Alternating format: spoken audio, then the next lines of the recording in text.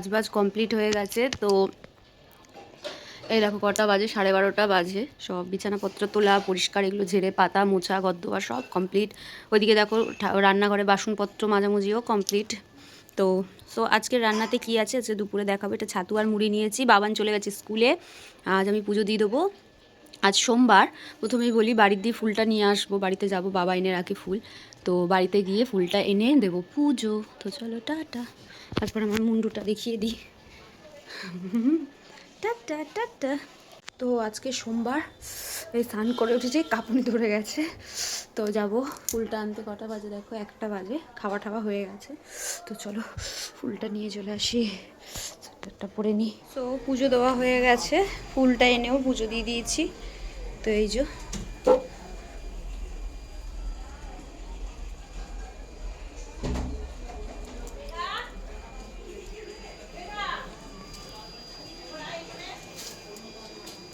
জামা কাপড়টা মেলে আসি।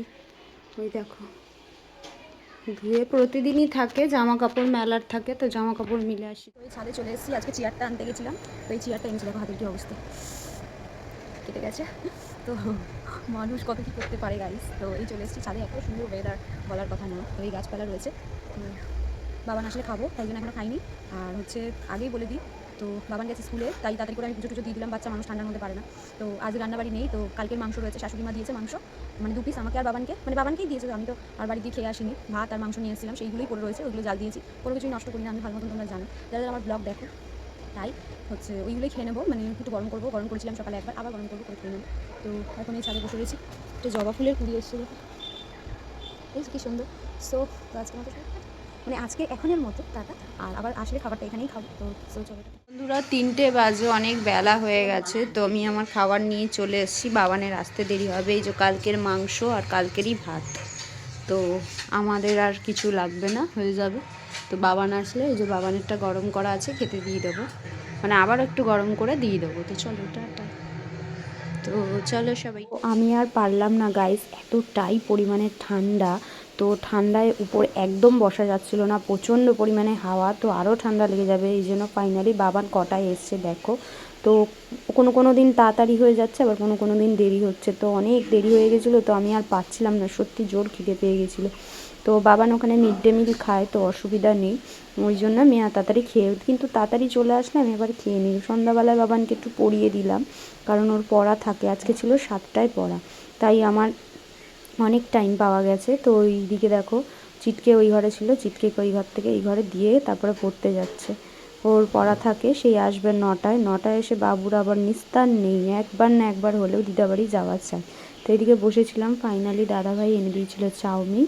তো চাউমিন আমার বিভৎস পরিমাণে ভালো লাগে, তো লেপের তলায় বসে বসেই খেলাম। তো দাদাভাই দেখো নিয়ে এসেছিলো দাদাভাইয়ের জন্য রোল, তো আমাকেও দিয়েছিল।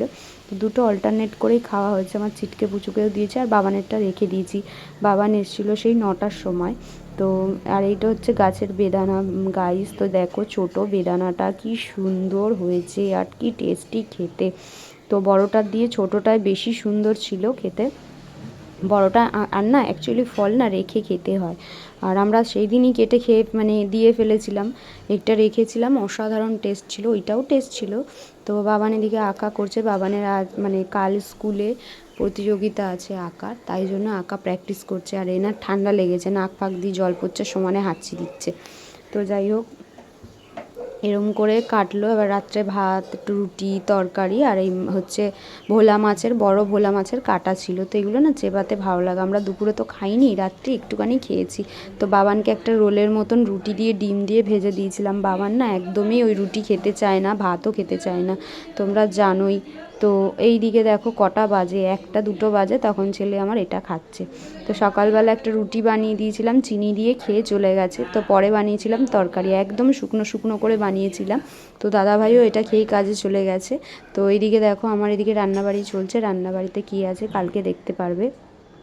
মানে কালকের ব্লগে দেখবে। এখন হয়তো প্রিপারেশনটা দেখে বুঝেও যাবে। একটু নিরামিষ বিরিয়ানি করছি তো আমাদের জন্য, মানে সবাই তো খায় না, তোমরা জানোই, ঠাকুমা ফাকুমা এগুলো খায় না, পছন্দ করে না, তো আমাদের জন্য করছি। তো বাবান খুব ভালো খায়, অল্প দেবো, একদম সামান্য পরিমাণে দেবো তেল ফেল। তো ভিডিওটা ভালো লাগলে লাইক কমেন্ট শেয়ার করবে, চ্যানেলটা সাবস্ক্রাইব করে আমার সাথে থাকবে। প্রতিদিনের আমি এরকম ব্লগ ছাড়ি প্রতিদিন।